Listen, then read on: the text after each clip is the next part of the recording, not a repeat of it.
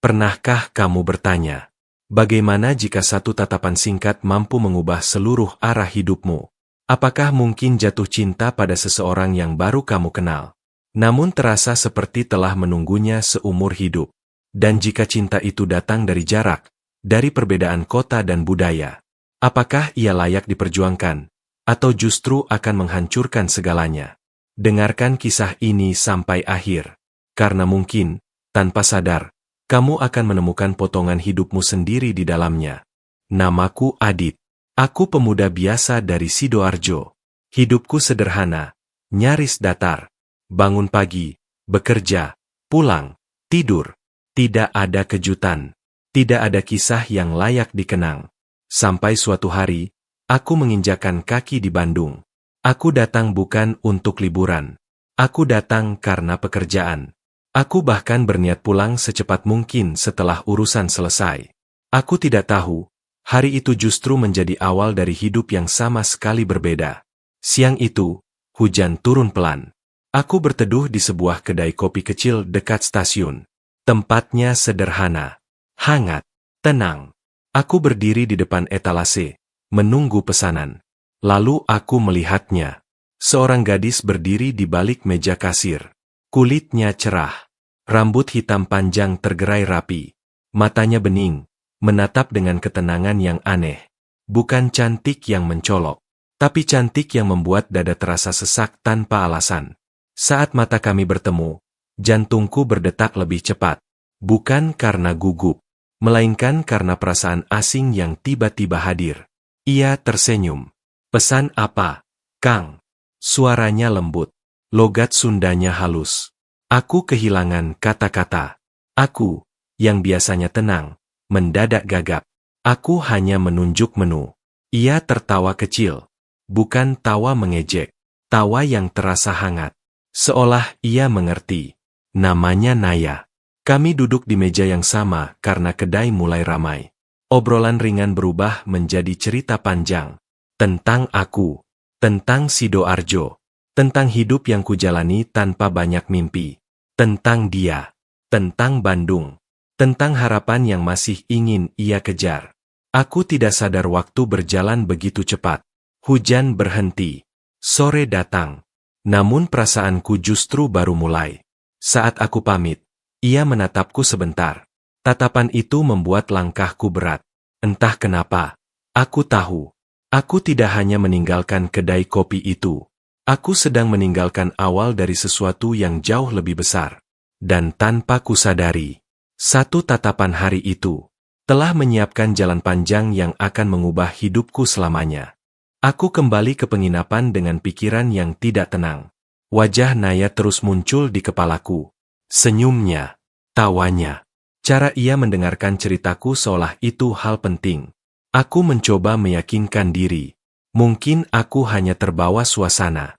Bandung memang sering membuat orang mudah jatuh cinta. Namun keesokan harinya, langkah kakiku melangkah ke arah yang sama. Kedai kopi kecil itu. Aku datang dengan alasan sederhana. Kopi mereka enak. Padahal aku tahu, bukan itu alasannya. Naya masih di sana. Ia tersenyum begitu melihatku. Senyum yang berbeda. Bukan senyum pada pelanggan. Senyum pada seseorang yang dikenali. "Kang Adit," katanya. Seolah namaku telah lama ia simpan. Hari itu kami berjalan menyusuri Braga. Lampu-lampu tua. Trotoar basah sisa hujan. Bandung terasa lebih hidup saat bersamanya. Kami tertawa pada hal-hal kecil. Tentang cuaca. Tentang makanan. Tentang hidup yang kadang terasa berat. Aku mulai mengenalnya lebih dalam. Naya, gadis Sunda yang sederhana. Ia bekerja sambil menabung untuk mimpinya. Tidak manja, tidak berlebihan. Namun caranya menatap masa depan membuatku kagum. Aku, yang selama ini hidup tanpa arah jelas, mendadak ingin menjadi versi diriku yang lebih baik. Hari-hari berikutnya aku selalu mencuri waktu. Menunggunya pulang kerja. Menemaninya makan malam sederhana. Kadang hanya duduk, diam, menikmati kehadiran satu sama lain. Namun di balik tawa itu, ada kenyataan yang tak bisa dihindari. Aku bukan orang Bandung. Aku hanya singgah. Malam sebelum tugasku selesai, kami duduk di bangku taman. Angin dingin menyusup pelan. Naya menatap lampu kota di kejauhan. Besok pulang. Ya, katanya lirih. Aku mengangguk. Dadaku terasa berat. Ada perasaan yang ingin kutahan, tapi tak tahu caranya. Di stasiun, ia mengantarku. Kami berdiri berhadapan. Canggung. Kereta segera datang. Jangan jadi orang asing, katanya pelan. Kalimat sederhana itu menghantamku lebih keras dari perpisahan manapun. Aku mengangguk. Berjanji dalam hati, tanpa tahu bagaimana caranya menepati. Saat kereta bergerak, aku menatapnya dari jendela. Sosoknya semakin kecil. Namun perasaanku justru semakin besar. Aku sadar satu hal. Aku tidak hanya meninggalkan Bandung. Aku membawa pulang rindu. Dan rindu itu, tanpa izin, mulai mengikat hatiku pada seorang gadis Sunda bernama Naya. Kembali ke Sidoarjo, hidupku tidak lagi sama. Rutinitas yang dulu terasa biasa, kini terasa hampa. Setiap sudut kota seperti kehilangan warna. Aku dan Naya mulai saling berkabar. Pesan sederhana setiap pagi. Panggilan suara sebelum tidur. Cerita tentang hari yang kami jalani. Awalnya terasa ringan. Namun perlahan, rindu tumbuh menjadi sesuatu yang lebih dalam. Aku mulai menunggu notifikasi darinya.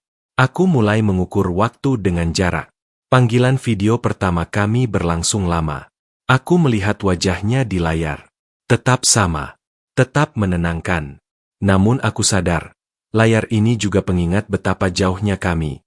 Aku sering terdiam setelah menutup panggilan. Bertanya pada diri sendiri, apakah ini hanya perasaan sesaat? Atau sesuatu yang seharusnya diperjuangkan? Naya juga merasakannya. Suatu malam, ia jujur. Kita ini apa, Dit? Pertanyaannya sederhana, tapi menusuk.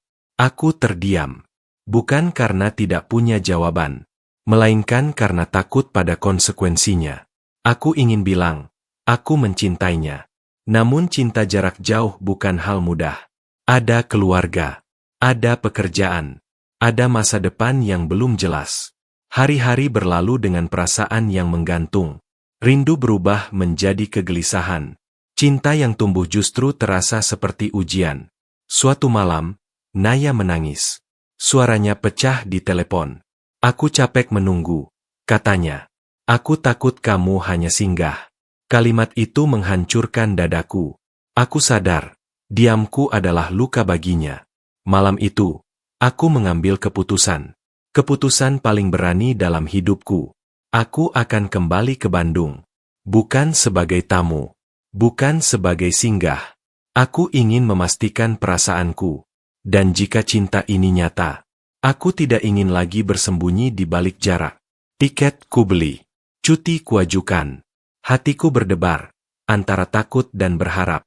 Dalam diam, aku berjanji pada diri sendiri. Jika aku bertemu lagi dengannya, aku tidak akan membiarkan rindu ini menggantung tanpa arah. Karena cinta tidak seharusnya dibiarkan bertanya terlalu lama. Aku tiba di Bandung saat sore hampir habis. Udara dingin menyambutku seperti kenangan lama yang belum selesai. Jantungku berdegup lebih cepat dari biasanya. Aku tidak memberitahu Naya. Bukan karena ingin mengejutkannya, melainkan karena aku ingin melihat reaksinya yang jujur. Langkah kakiku membawaku ke tempat yang paling pertama. Kedai kopi kecil dekat stasiun. Ia sedang bekerja. Wajahnya terlihat lelah. Namun tetap cantik dengan cara yang sederhana. Saat ia mengangkat wajah dan melihatku, matanya membesar. Tubuhnya membeku. Adit. Namaku keluar dari bibirnya nyaris tak terdengar. Aku tersenyum. Kali ini tanpa ragu. Kami duduk di tempat yang sama seperti pertama kali. Sunyi sejenak. Banyak hal yang ingin diucapkan, tapi tak tahu harus mulai dari mana. Aku datang bukan untuk singgah, Nay, kataku akhirnya. Aku capek pura-pura kuat dengan jarak. Ia menunduk. Tangannya gemetar. Aku juga, jawabnya jujur. Kami bicara panjang malam itu. Tentang ketakutan. Tentang keluarga. Tentang mimpi yang belum tentu sejalan. Naya terikat pada Bandung. Orang tuanya. Hidupnya. Aku terikat pada pekerjaanku di Sidoarjo. Pilihan itu tidak mudah. Tak ada yang ingin mengalah. Tak ada yang ingin kehilangan. Malam itu, aku pulang ke penginapan dengan kepala penuh. Aku sadar, cinta saja tidak cukup. Cinta juga butuh keberanian untuk memilih. Hari-hari berikutnya, aku mengurus mutasi kerja. Tidak semua orang percaya. Banyak yang meragukan keputusanku. Kamu yakin? Demi perempuan yang baru kamu kenal. Pertanyaan itu sering kudengar. Aku tidak menjawab dengan kata-kata. Aku menjawab dengan tekad. Suatu sore, aku mengajak Naya ke taman kecil.